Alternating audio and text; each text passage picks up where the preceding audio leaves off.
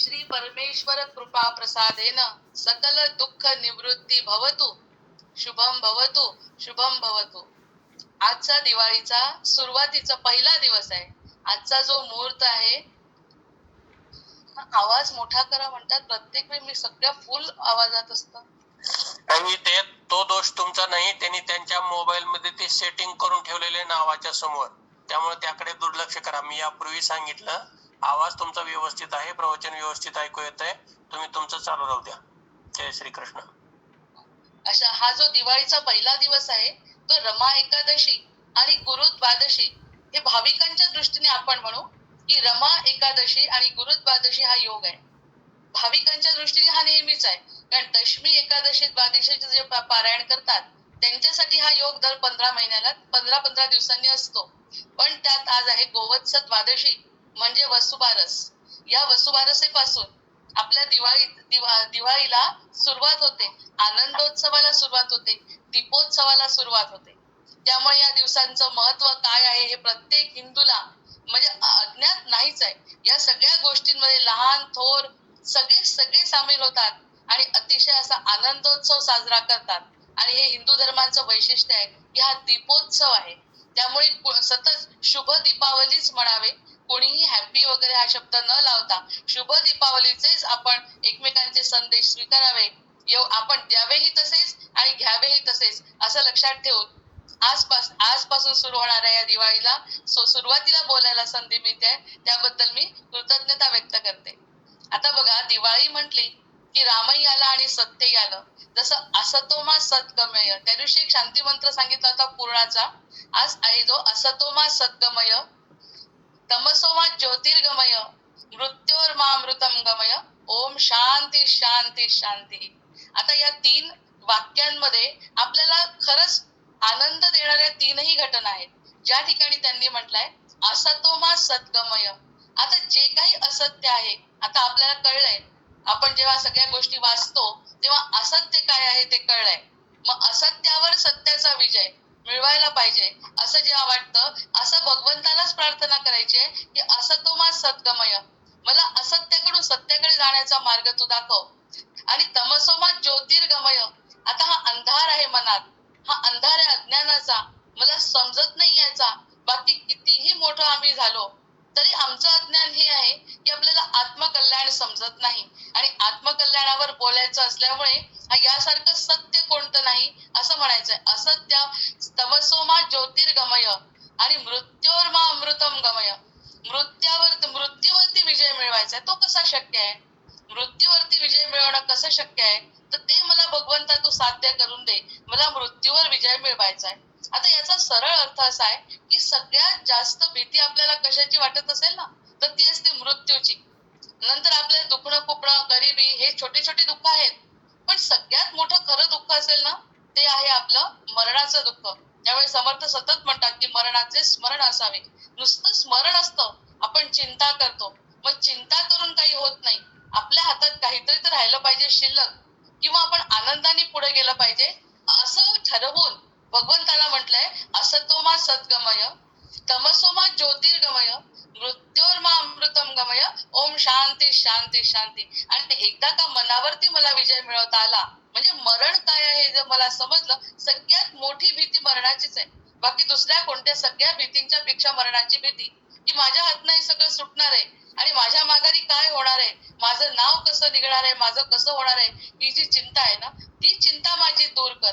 आणि यासाठी आध्यात्मिक मार्ग जो पत्करला आपण, त्या ठिकाणी क्षणोक्षणी आपल्याला अशा प्रकारचे श्लोक दिसतात आणि जे होते ते आपल्याला जाणवायला लागतात. आता बघा, रामाचंच वैशिष्ट्य या ठिकाणी असल्यामुळे आपण म्हणतो की जोग लगन ग्रह वार तिथी सकल भय अनुकूल, चर अरु अचर हर्ष जुत राम जन्म सुखमूल. आता ते काय म्हणतात की सगळे योग लग्न आणि सगळे नक्षत्र वार सगळे एकत्र आले आणि असे नक्षत्र एकत्र येऊन त्या तिथीला भगवंतांचा जन्म झाला. जसा रोहिणी नक्षत्रावरती कृष्णांचा जन्म झाला, तसं या नक्षत्रात योग लग्न ग्रह वार तिथी सकल भय अनुकूल, सकल चर अचुर हर्षयुत राम जन्म सुखमूल.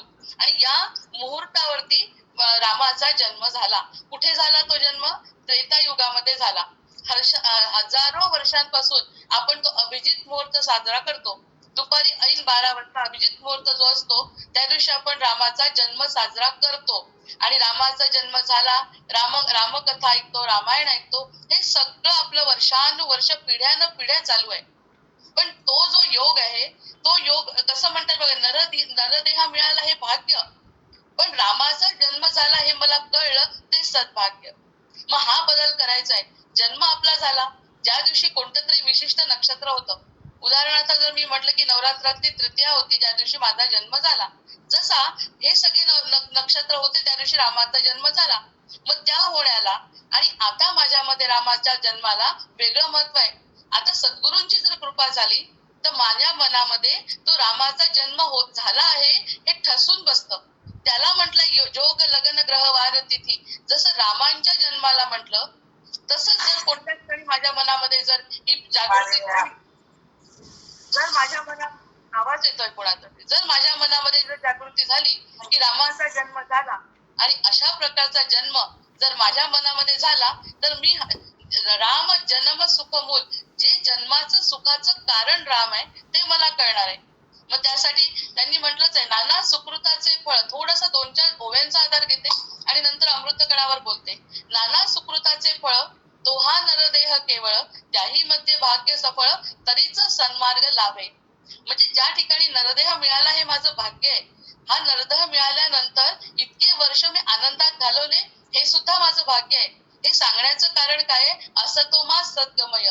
मला असत्याकडून सत्याकडे जायचंय, अज्ञानाकडून ज्ञानाकडे जायचं असेल तर मग आता माझ्या मनात जो रामाचा जन्म तेव्हा झालेला, हजारो वर्ष त्याला झाली, मी रोज श्लोक आणि त्यांचा पाळणा म्हणते, पण तो जो तिथी आणि अनुकूल झाले तसे माझ्या बाबतीत जर एखाद्या दिवशी झाले आणि रामजन्म जर मनातच झाला, मग तो आनंदाचा गंध जर मला आज सापडला. त्यासाठी म्हटलंय त्यांनी नाना सुकृताचे फळ.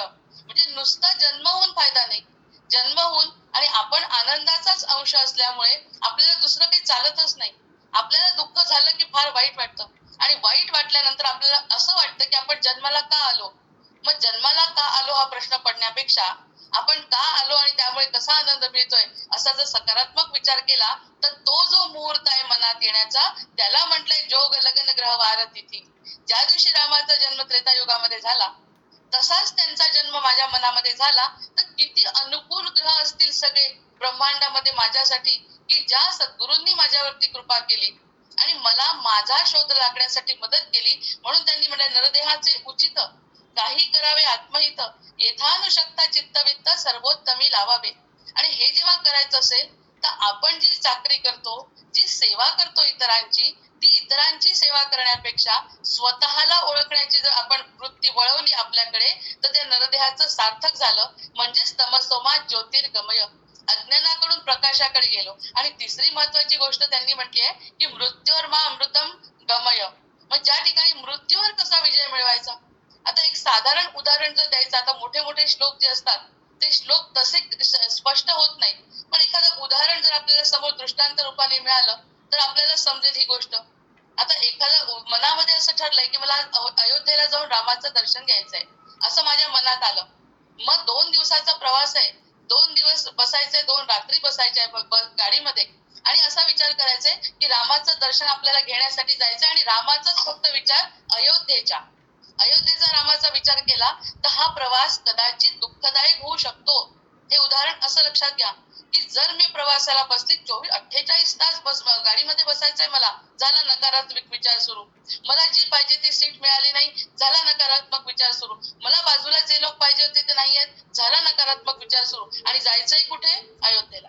अयोध्येच्या रामाचं मंदिराचं दर्शन घ्यायचंय. अयोध्येचा राम जर आमच्या सद्गुरूंनी सांगितलं फक्त अयोध्येतच नाहीये, तो सगळीकडे कशाला तुमच्या हृदयामध्ये आहे.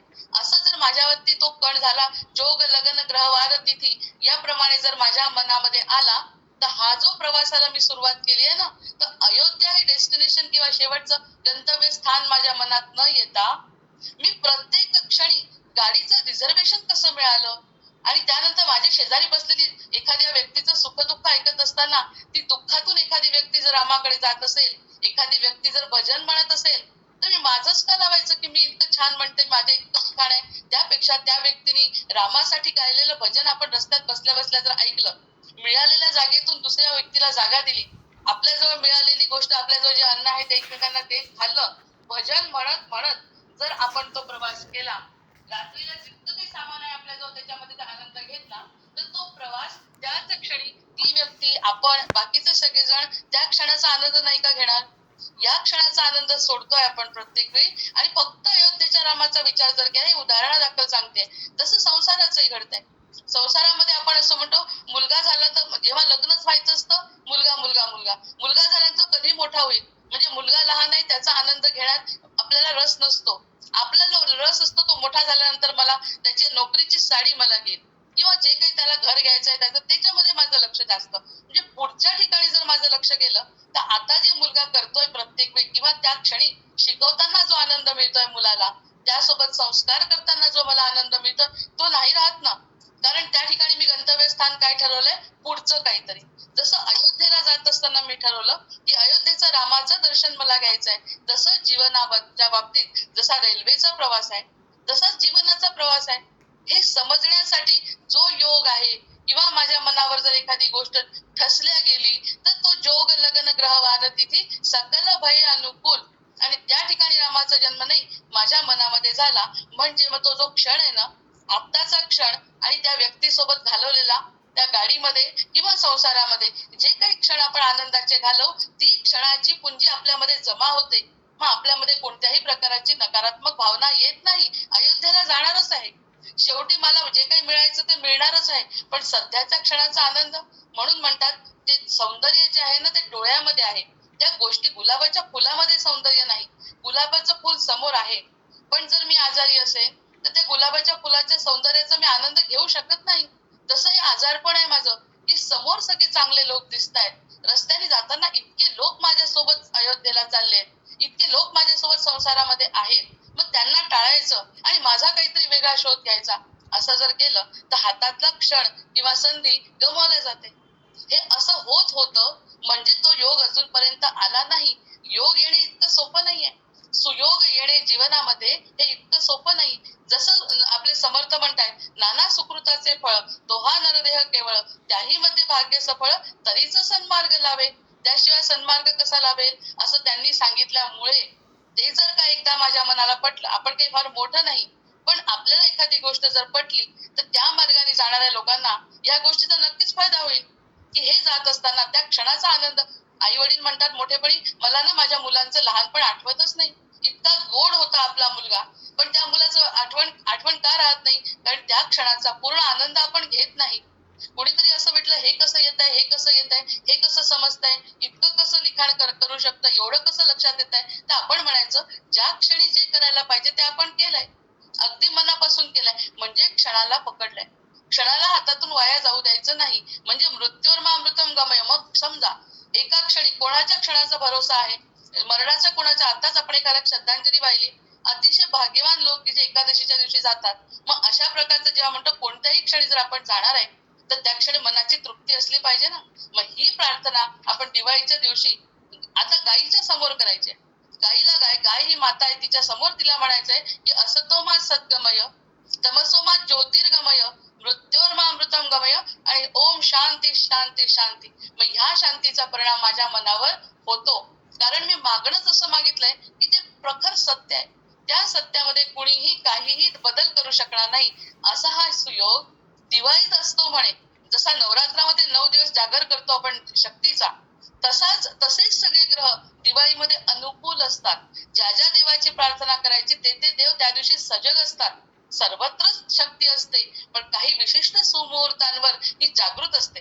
त्याचा अनुभव आपण सुद्धा घेऊ शकतो की राम त्रेतायुगात झाला, पण माझ्या मनामध्ये आज त्याचं वास्तव्य पक्क मी मनात केलं तर त्याचा तो योग, अतिशय सुयोग माझ्या जीवनामध्ये आला. आणि त्यांनी जे सांगितलं की त्या नाना सुकृताचे फळ त्याही मध्ये भाग्य सफळ तरीच सन्मार्ग लावे, असं जर झालं तर समर्थांचं वचन खरं झालं, याचा पण मला आनंद होईल. पुढे काय मिळेल याची चिंता मी सोडलेली आहे. कारण आपण प्रवास करताना बघितलं की प्रवास करत असताना ती व्यक्ती जवळ जे आहे ना ते ऐकत असताना मला आनंद होतोय, माझ्या जवळ आहे ते तिला सांगताना आनंद होतोय. हा आनंदाची देवाण तर या क्षणी होते. या क्षणी सुद्धा आपला देह सुटला तरी आपल्याला तर आनंद घेतोच आहे ना आपण. तो अमृताचा क्षण आपण पकडलाच आहे ना. मग तो पकडला म्हणजे हे सत्याचं ज्ञान आहे. या क्षणी आनंद घेणे, नाही काही भूतकाळाचा विचार, नाही काही भविष्यकाळाचा विचार. भविष्यात भूतकाळाचा विचार केला, भूतकाळ आपल्या हातात येत नाही. भविष्यकाळाचा विचार केला, कशाचा भरोसा नाही. कदाचित आपल्या मनाप्रमाणे घडेल, कदाचित आपल्या मनाविरुद्ध घडेल. म्हणजे पुढे कदाचित आपल्या जीवनामध्ये त्रासही असू शकतो, आनंदही असू शकतो. कशाची शाश्वती नाही. त्यापेक्षा आत्ताच आपल्याजवळ ज्या काही संधी मिळतात आहे त्या संधीचा आपण प्रत्येकाने जर फायदा घेतला तर तो क्षण अमर झाला असा अर्थ मला जाणवला. की मृत्युर्मा अमृतम गमय. मग या ठिकाणी शांती शांती शांती म्हणत असताना चेहऱ्यावरची शांती केव्हा स्थिर राहील, जेव्हा आपण कणाचा अनुभव घेऊ. भगवत भक्ती हे उत्तम, त्याहीवरी सत्समागम, काळ सार्थकी हाची परम लाभ जाणावा. आता या ठिकाणी जर एखाद्या व्यक्तीला आनंद मिळत असेल, की परमार्थामध्ये धार्मिक लोकांसोबत आनंद मिळत असेल, एखादी चांगली घटना सांगत असताना आनंद होत असेल, तर जगी धन्य तो दास सर्वोत्तमाचा, हे एकच वचन समर्थांचं.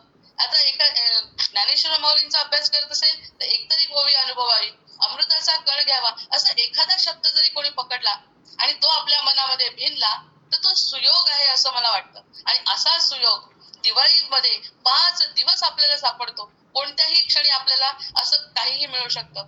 आता जेव्हा आपण म्हणतो जगी धन्य तो दास सर्वोत्तमाचा, म्हणजे जगी आत्ता जे सांगितलं त्यामुळे जगी म्हणजे याच जगात आत्ता या क्षणी जो अमृतावर मी बोलते, की ज्या मृत्यूवर आपण बोलतोय, तो मृत्यूचा क्षण येण्यापूर्वीचा क्षण, म्हणजे मी जो जगते ना ती जग, हे जग आत्ताच आहे, पूर्वीचंही नव्हतं, पुढचं मला माहिती नाही. त्यामुळे जगी ह्या जगामध्येच मला करायचंय. स्वर्ग आणि नरक वगैरे मला काही कल्पना नाही. कोणीतरी जे सांगितलंय ना ते ऐकलंय, त्याचा खरा अनुभव कोणी घेतलाय? कोण स्वर्गात गेलं आणि स्वर्गातून सांगितलंय की मी स्वर्गामध्ये सुखी आहे? कोण नरकामध्ये यातना भोगताय, कोणी मला सांगितलंय की नरकामध्ये? अनुभवाच्या शिवाय कोणतीही गोष्ट ऐकणं या काळामध्ये शक्य नाही. कलियुगातली जी पिढी आहे ना ती सगळ्या गोष्टी तंतोतंत बघते. मग जगी म्हणजे या जगातच, जगी धन्य तो दास, जगी म्हणजे या जगामध्ये धन्य असलं पाहिजे. जगी धन्य, धन्य कोण? आतापर्यंत जे काही केलं त्याच्यात धन्यता मिळाली नाही मला. या गोष्टी करत असताना ना संतांचं वाङ्मय ऐकलं, ना संतांच्या उभ्या पाहिल्या, ना काही अनुभव घेतला. ज्या रामाचा जन्म झाला नुसते वरून वरून गोडवे गायले आणि प्रत्यक्ष राम म्हणजे काय जर मला समजलं नाही तर ती धन्यता नाही. कारण समर्थच त्याची ग्वाही देत आहेत, की समर्थ म्हणतायत तुम्ही जोपर्यंत स्वतः अनुभव घेत नाही तोपर्यंत या सगळ्या गोष्टी मिथ्या आहेत. आणि असतोमा सत्गमय, मला असत्याकडून सत्याकडे जर जायचं असेल तर हा अनुभव मला घेतलाच पाहिजे आणि त्याला टाळून चालणार नाही. तो अनुभव मला घ्यायचा आहे आणि ते घेतल्याशिवाय माझा जन्म सार्थकी होणार नाही. आणि तो मिळतो, ही गोष्ट समर्थ आणि मोठे लोक सांगतात. धन्य तो म्हणजे कोण? ज्यांनी हा अनुभव घेतला तो. मला जर नुसतं त्या मार्गावर असताना आनंद मिळाला, अयोध्येला जात असताना एखाद्या व्यक्तीसोबत जर मला आनंद मिळाला, तर अयोध्येतला राम दूर असला तरी या ठिकाणी सुद्धा मला रामाचं रूप कुठे ना कुठे दिसतं. मग भरला घनदाट हरी दिसे, हरिपाठातलं एखादं वाक्य आपल्याला भावू शकतं. या प्रकाराने जर विचार केला तर क्षण तो धन्य तो दास, दासवृत्ती खूप आवश्यक आहे. दासवृत्ती म्हणजे या 4 शब्दांमध्ये पूर्ण जीवनाचं सार सामावलंय असं तरी म्हटलं तरी अमान्य करता येणार नाही. दासत्व म्हणजे काय? आता एक उदाहरण घेतलं संसाराचं. संसाराचं उदाहरण आपल्याला आवडतंय सगळ्यांना, की जर दोघांचं लग्न झालंय आणि दोघांनाही जर संसार उत्तम करायची इच्छा असेल तर कुणाला तरी एखाद्या तरी वेळी कमीपणा घ्यावा लागेल. त्याशिवाय जे काही पुढे संसाराचं रथाचं चक्र जे चालू आहे, संसार चक्र, ते पूर्ण होणार नाहीये. म्हणजे त्या ठिकाणी दासत्व म्हणजे कमीपणा घेणे. मग साध्या संसारामध्ये पण कमीपणा घेतल्याशिवाय जर संसार पूर्ण होऊ शकत नाही, हे उदाहरण आहे आपल्या समोर. मग या ठिकाणी जर आपण भगवंताचे भक्त म्हणवतो तर त्या ठिकाणी भगवंतापेक्षा कमी म्हणायला पाहिजे की नाही? भगवंत पण कमी म्हणतो. जर त्याला आपलं अस्तित्व जर कळलं ना तर भगवंत सुद्धा म्हणतो मी तुझ्यापेक्षा कमी आहे, तू माझ्या मांडीवर येऊन बस. पण ती वेळ येण्यासाठी पूर्वी आपल्याला दासत्व पत्करावं लागेलच की नाही? जसं नवरा बायकोमध्ये कोणीतरी समजून घेतं, कमीपणा घेतं, मीपणा कमी करतं. जेव्हा मीपणा कमी करतो तर एकमेकांमध्ये तडजोड होते आणि संसार अतिशय उत्तम होतो. आई मुलगा जरी असला, कितीही प्रेम असलं तरी तडजोडीतूनच ते नातं फुलतं, पुढे जातं. मग कुठेतरी काहीतरी कमीपणा घेतल्याशिवाय आपण त्या गोष्टीला पूर्णत्व देऊ शकत नाही. मग जगी धन्य तो दास, हा अशा प्रकारची दास. आणि दासवृत्ती ही जबरदस्तीचं काम नाही. या ठिकाणी बायकोला स्वतःहून वाटलं पाहिजे की आपल्या या अशा वागण्याने आपल्या पुढच्या व्यक्तीला अतिशय आनंद होतो आणि हा आनंद जेव्हा त्याच्यापर्यंत पोहोचतो तेव्हा तो आनंद द्विगुणित होतो, कमी होत नाही. आपल्या स्वतःला महत्व घेतल्यानंतर कोणतंही नातं पुढे टिकू शकत नाही. मग हे जर संसारात इतक्या खोट्या संसारात जर हे शक्य आहे तर हा शाश्वत परमतत्व ज्याचा आपण अंश आहोत अशा अंशाला जर आपण कमीपणा घेतला नाही तर काय अर्थ आहे? सगळं मला समजतं, नुसतं म्हणायचं राम राम राम राम श्रीराम श्रीराम आणि प्रत्यक्षात दास्यत्व पत्करायचं नाही.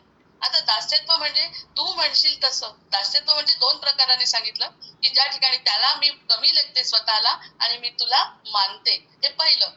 आणि दुसरं मानल्यावर कधीतरी आणि पुढची आणखी कठीण अवस्था येते मुमुक्षच्या जीवनामध्ये की ज्या ठिकाणी अतिशय भयंकर संकट येतात. मग संकट जेव्हा येतात त्यावेळी पुन्हा म्हणतो तू तर माझं काहीच करत नाही चांगलं, असं जेव्हा म्हणतो ती परीक्षा असते. मग ही परीक्षा जो देतो, मग दास्यत्व जो पत्करतो तो तू म्हणशील ते.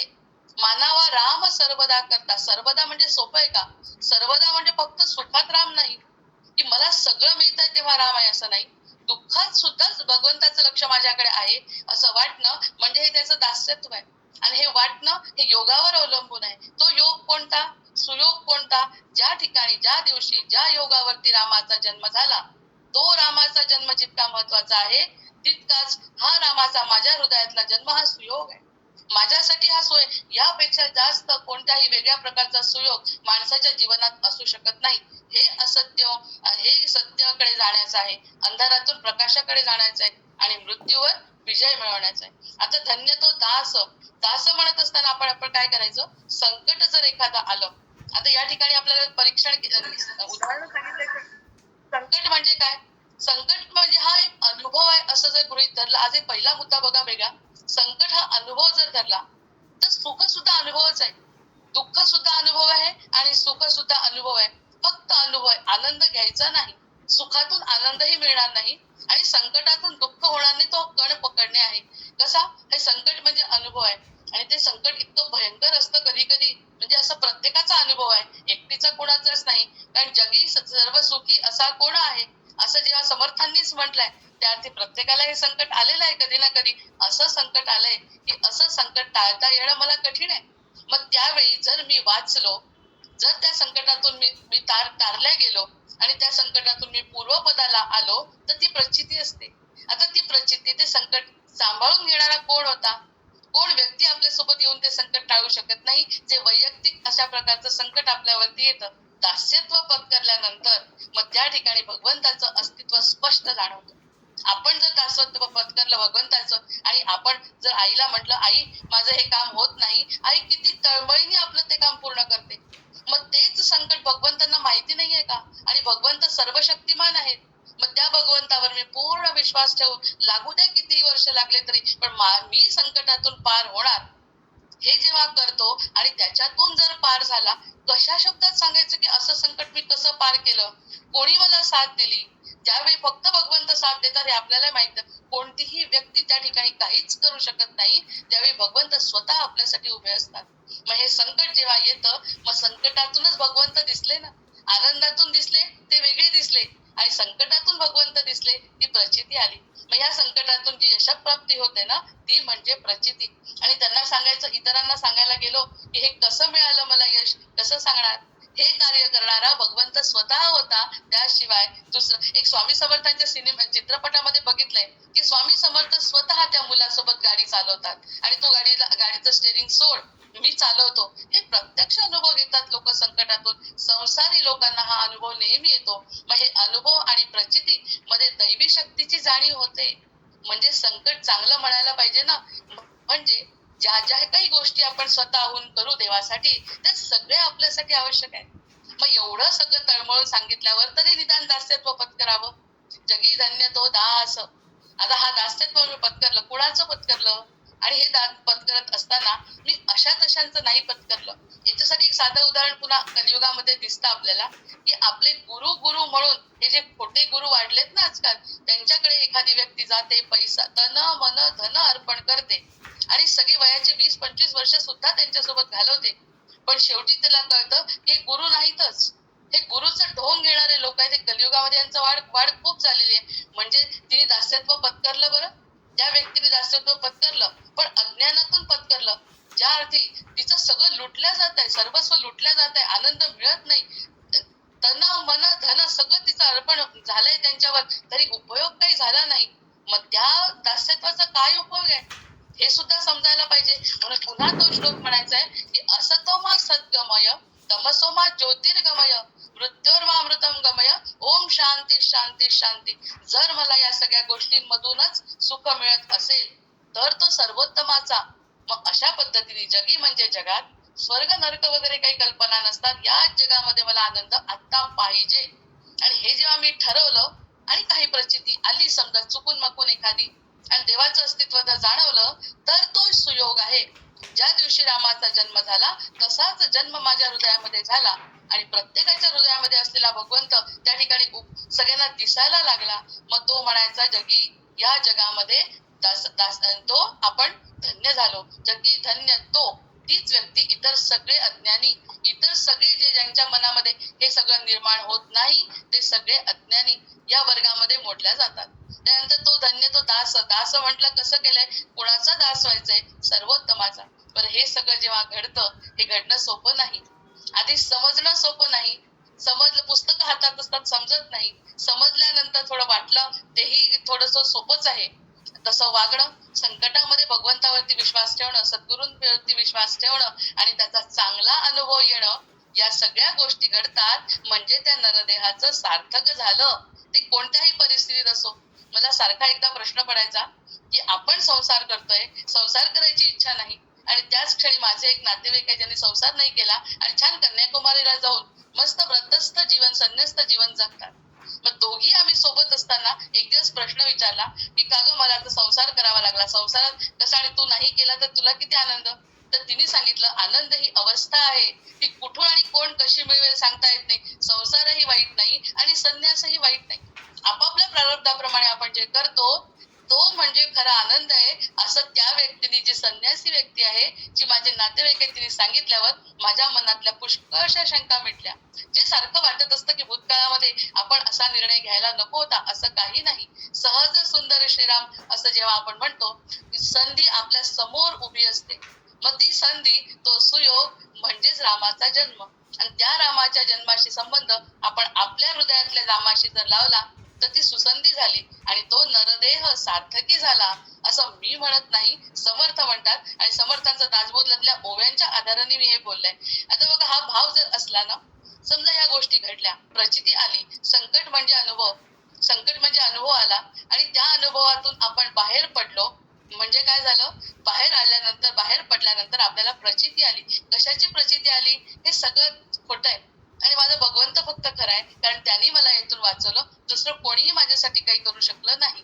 हे जेव्हा मनाला पटलं, म्हणजे काहीतरी कारणाने आपल्याला दास्यत्व पत्करलं, मग त्यानंतर आपल्याला मिळते यशप्राप्ती.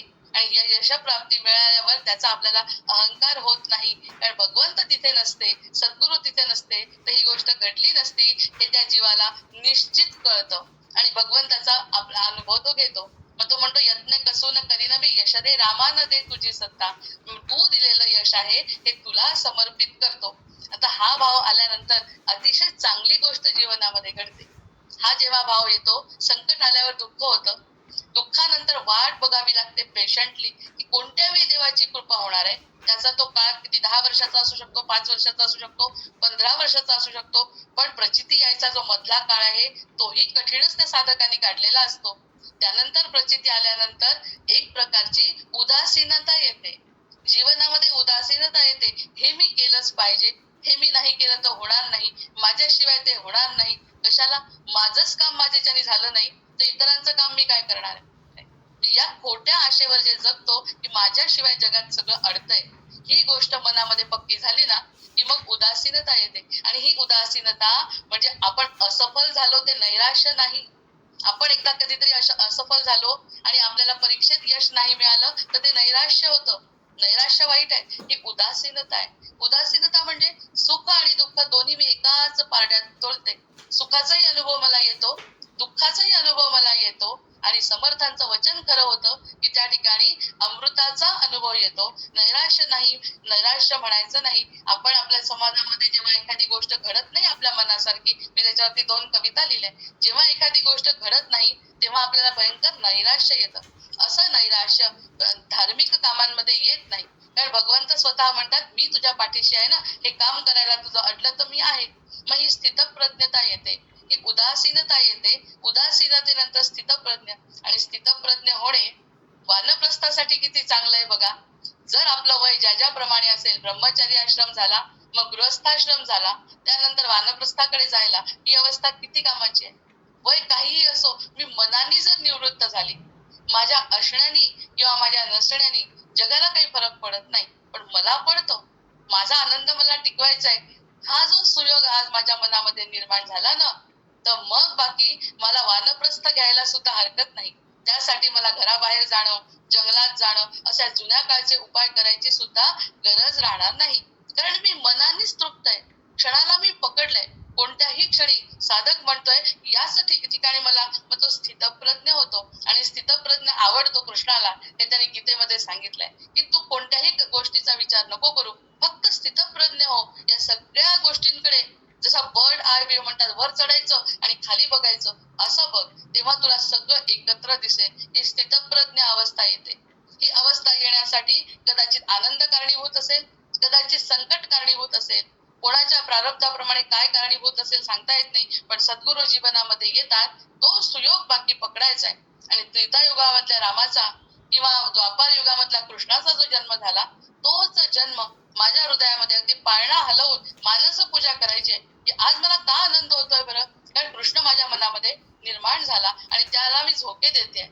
असं जर मी म्हटलं तर कोण म्हणेल की भगवंत गेले. नैनम छिंदंती शस्त्राणी. कोणीही जात नसतं, कोणीही येत नसतं. आपला आनंद फक्त आपल्याला टिकवायचा आहे. अशा मृत्यूवर आपला विजय मिळवायचा आहे, असं समर्थ सांगतायत. बरं, हे सगळं झालं. जगी धन्य तो दास सर्वोत्तमाचा, हे थोडं पटलं. आपल्याला पटलं, त्याप्रमाणे वागायला लागलो. मग नाही ना चूप बसायचंय. त्या ठिकाणी जय जय रघुवीर समर्थ असं म्हणून घोषणा करायची आहे. नुसती मी एकटी नाही, तर असत्यातून सत्याकडे, अंधारातून प्रकाशाकडे, माझ्या मागे, साधकाच्या मागे लोक आले पाहिजे. ही कलियुगाची गरज आहे. मग जय जय रघुवीर समर्थ करत, कोणती तरी धर्माची घोषणा करत व्यक्तीने बाहेर पडायचंय. नुसतं स्वानंदात न राहता, जंगलामध्ये जाऊन तपश्चर्या न करता, प्रत्येकाने कुठेतरी काहीतरी आपलं हे जे आपल्याजवळ जे काही आनंद आहे तो वाटायला सुरुवात करायला पाहिजे. हाच दासबोधाचा दुसरा अर्थ. हेच ज्ञानेश्वरीतून निघतंय. हेच एकनाथी भागवत सांगतायत. संत हेच सांगतायत. त्यांच्याजवळ होतं, त्यांनी का लिहून ठेवलं? त्यांनी लिहिण्याचं कारण कल्याण करायचंय लोकांचं. मग आम्हाला जे मिळालं ते इतरांना मिळावं, हे समर्थ जे तळमळून सांगतात. त्याच्यासाठी सांगण्यासाठी आजच्यासारखा योग, दिवाळीचा योग, बाहेर फटाके, आनंदाचे फटाके आतमध्ये. अयोध्येला जात असताना अयोध्येचा रामच नाही फक्त, तर ती पूर्ण रेल्वे. मग कितीही त्रास असला त्या रेल्वेमध्ये, नसेल जागा मिळाली मला, तरीही मला आनंद मिळतो. कारण या क्षणापासून आनंद घ्यायची माझी वृत्ती निर्माण झाली. मग हे साधं साधं सहज अध्यात्म पारायणातून मिळणार नाहीये, ते प्रत्यक्ष अनुभव घ्यायचा आहे. मग असा जय जय रघुवीर समर्थचा घोष करत जी व्यक्ती पुढे जाते, तिच्या मागे हजारो लोक येतात. असा संतांचा अनुभव आहे. संतांच्या मांदियाळीमध्ये हे लोक जाऊन बसतात. आता हे झाल्यानंतर हृदय संतुष्ट होतं. ह्या सगळ्या गोष्टींचा सगळ्यात चांगला फायदा काय होतो? जर असं काही घडलं तर त्याचा सगळ्यात जास्त फायदा स्वतःला होतो. ज्या कोणी व्यक्ती आता बोलतायत ना, इतके साधक बोलत असतात, आपल्या सोबत समोर असतात, त्यांना आनंद मावत नाही त्यांच्या चेहऱ्यावरती. तो जो आनंद आहे ना, तो आनंद आपल्याला मिळतो. म्हणून असं करायचं, हृदय संतुष्ट होतं. आतापर्यंत द्वंद्व चालू होतं मनाचं आणि हृदयाचं. मन हे म्हणायचं, हृदय ते म्हणायचं. आता दास्यत्व पत्करलंय ना मनाने, त्यामुळे हो हृदयाचं ऐकतो, मी तुझं ऐकतो, तू जे म्हणशील ते ऐकतो, कारण हृदय खरं सांगतं. हे मनाला पटलं. काय मोठी अवस्था होते बघा चांगली. आपलंच हृदय आहे, आपलंच मन आहे, इतर कोणाशी काहीही संबंध नाही. जर समजा जगी धन्य तो दास सर्वोत्तमाचा, किंवा माझ्याकडे देव माझा पाहतो आहे, असं जेव्हा आपण म्हणतो, तेव्हा आपली बुद्धी आपल्या हृदयाला समर्पित होते. आणि तो सुयोग, या 4 ओळींवरच मी आज बोललीये, तो सुयोग आहे. त्या व्यतिरिक्त कोणत्याही नराचं आयुष्य धन्य नाही. मग ते झाल्यानंतर हृदय संतुष्ट होतं. हृदयाला का आनंद होतो? एकतर आत्मा आणि परमात्मा असा जर विचार केला, आमच्या मनामध्ये आत्माराम आहे आणि मोठा परमात्मा आहे. आत्मारामाने शरण झाल्याबरोबर परमात्मा खुश होणारच आहे. तसं हृदय मोठा आहे मानल्यावर बुद्धी जर त्याच्या समोर नतमस्तक झाली, हृदय तू जसं सांगशील तसं, आज तुला द्यावं वाटतंय ना कोणाला दे, आज तुला बोलावं वाटतंय ना बोल, असं जेव्हा म्हणतो हृदयाला, हृदय शांत होतं. आणि हृदय शांत होणे याच्यापेक्षा चांगली घटना काय आहे जीवनामध्ये? हृदयाची धडधड कशी, घाबरून भीती, सतत भीती, निशंक हो निर्भय हो म्हणारे स्तोत्र म्हणतोय माणूस, असं तर हा येईल का, तो येईल का, हे चोरेल का, ते होईल का, ही भीती. मग निशंक हो निर्भय हो म्हणाले जर खरंच निशंकता आली, हृदयाला शांती मिळते. हृदय म्हणतं हो बाबा, माझी बुद्धी काय माझ्या माघारी माझ्या विरुद्ध काम करणार नाही आता याची, हे मला माहित झालं. हृदय आनंदाने शांतपणे श्रीराम जय राम जय जय राम म्हणत राहत साधकाचं. मग अशा प्रकाराने त्याला शांती मिळते आणि त्याला शांती मिळाल्यावर आपल्याला किती समाधान मिळतं, त्या आतमधल्या भगवंताला किती समाधान मिळतं, हे कल्पना केलेली बरी. आता ही संतुष्टी ही जी मिळते, ही जी संतुष्टी आता आपल्याला मिळाली आहे ना, ती बाकी टिकणारी आहे. कारण कोणत्याही वस्तूवर, कोणत्याही पदार्थावर, कोणत्याही परिस्थितीवरती अवलंबून नाही. अतिशय साध्या शब्दात आणि थोडासा स्पीड कमी करून सुद्धा आज बोललीये. कोणत्याही परिस्थितीवरती शांती आपली अवलंबून नसल्यामुळे ती शाश्वत आहे. मग आता त्यावर समर्थांनी एक ओवी सांगितलेली मला पटली. एक मुख्य परमेश्वर मानलं, एक मुख्य परमेश्वरू, दुसरी प्रकृती जगदाकारू. दुसरी जी दिसते ना ती प्रकृती आहे. एक परमेश्वर आहे मानलं, दुसरं प्रकृती आहे, जगदाकार आहे, तिसरा आपण कैचा चोरू आणला मध्ये. या ठिकाणी मी कसा आणला मध्ये, मी आणि कोणी आणला, तो मीच आणला. कसा आणला? माझं सगळं, मी चांगली, मी प्रसिद्ध, मी हुशार, माझी संधी, माझं सगळं, हा मीच आणला ना. मी सोडलं तर मी सोडू शकते, मी आणलं तर मी आणू शकते. समर्थांचं वाक्य खरं होणार आहे. कसं? एक मुख्य परमेश्वर माना आता तरी, एक एक ओवी जरी समजली मला, एक फक्त परमेश्वर महत्वाचा आहे. दुसरं प्रकृती आहे. मग प्रकृतीमध्ये मी आहे ना, मग प्रकृती आणि मी जर वेगळी नाही तर परमेश्वर आणि मी या दोनच गोष्टी उरल्या. तिसरी प्रकृती आली कुठे? तिसरा आपण कैचा चोरू आणिला मध्ये, तो आणलेला चोर म्हणजेच माझी वृत्ती आता हृदयाला समर्पित झालेली आहे. त्याच्यामुळे हृदय म्हणेल तसं, जसं परमात्मा म्हणेल तसा हा आत्मा ऐकतो, जसं हृदय म्हणेल तसं बुद्धी ऐकतो. मग असं म्हटल्यावर हृदय संतुष्ट आहे, बुद्धी संतुष्ट आहे. हृदय संतुष्ट नाही, बुद्धी असंतुष्ट आहे. मग बुद्धीचं ऐकायचंच नाही ठरवलं मी, तर मला सतत आनंद मिळतो. कारण हृदयाचा पहिला गुण आहे संतुष्टी, हृदयाचा दुसरा गुण आहे उदारता आणि तिसरा गुण आहे प्रेम करणे. या तिन्ही गोष्टी जर बुद्धीने त्याला करू दिल्या तर साहजिकच दास्यत्व बुद्धीने पत्करलं. आणि अशा प्रकारे जे दास्यत्व पत्करल्या जातं त्या माणसाला चिरकाल असं शांत असं समाधान मिळतं. कारण त्याच्या हृदयामध्ये जे योग लगन ग्रह बार तिथी सफल गए अनुकूल चर असं अचर हर्ष जुत राम जन्म सुख मूल, असं जे म्हटलं राम जन्म सुखाचं जे मूळ आहे ते फक्त काही त्रेतायुगातच नाही झालं, ते या सुद्धा या ठिकाणी आम्ही सिद्ध करू शकतो आणि त्या आनंदात आम्ही राहू शकतो. आता निरसिता जीव शिव उपाधी, त्यांनी म्हटलं निरसिता जीव शिव उपाधी, जीव शिव कैसे आधी.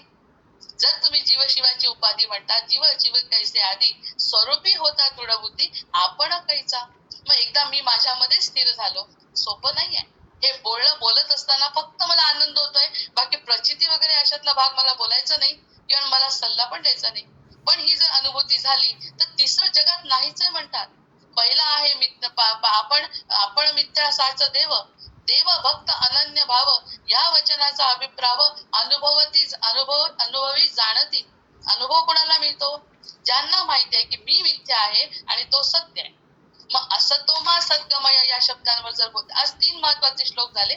असतोमा सद्गमय, तमसोमा ज्योतिर्गमय, मृत्युर्मामृतम गमय, ओम शांती शांती शांती. या 3 गोष्टींमध्ये जर जायचंय तर सत्याचा मला शोध लागला आणि ते सत्य समजा या क्षणी माझा मृत्यू आला तरीही मी आहे, कारण की माझा अंतरात्मा निघून जातोय आणि राहतंय ते शरीर फक्त.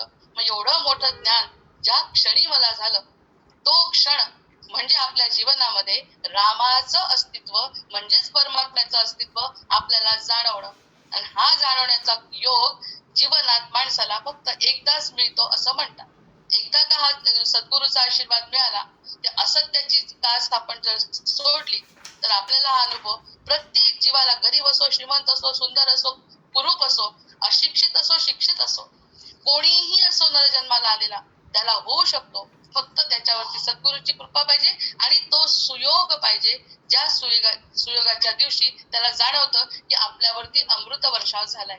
आणि हे होण्यासाठी एक 4-5 दिवस जे आहेत ना, कधी लक्ष्मीची पूजा करा.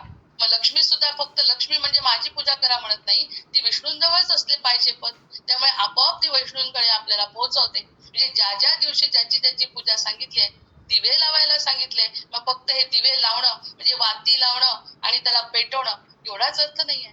त्याचा अर्थ आहे आम्हाला अंधारातून, आम्हाला आता प्रकाशाकडे जायचंय, आम्हाला सामान्य लोकांकडून असामान्यत्वाकडे जायचंय, मरणाच्या भीतीतून आम्हाला दूर करायचंय. आम्ही मरणाच्या भीतीतून दूर झालो पाहिजे. या सगळ्या घटना जर करायच्या असतील तर यासाठी हा दिवा लावायचा आहे. आणि यासाठी हा मुहूर्त जो आहे आजचा वसुबारसीचा, ज्या ठिकाणी आपल्याला गाय आणि वासरू हे दोघं जण आपल्याला आपल्यासाठी 33 कोटी देव त्यांच्या मध्ये असतात असं अस्तित्व घेऊन उभे आहेत. मग आपल्याला ते दिसणे, हा दिसण्याचा योग म्हणजे अमृतकणे. खरं म्हणजे मला अमृतकणातल्या माझ्या 5 ओळी घ्यायच्या होत्या, पण मला वाटतं वेळेची मर्यादा आहे. नसेल तर मी 4 श्लोक पूर्ण करायची अशी इच्छा आहे. मला सांगावं. वेळेतच संपवायचं, जास्त वेळ वाढवून मिळणार नाही. आता 4 मिनिटं आहे. चला ठीक आहे. जय जय रघुवीर समर्थ. झालेली सेवा. तुमचे 4 मिनिट घ्या. तुमचे 4 मिनिट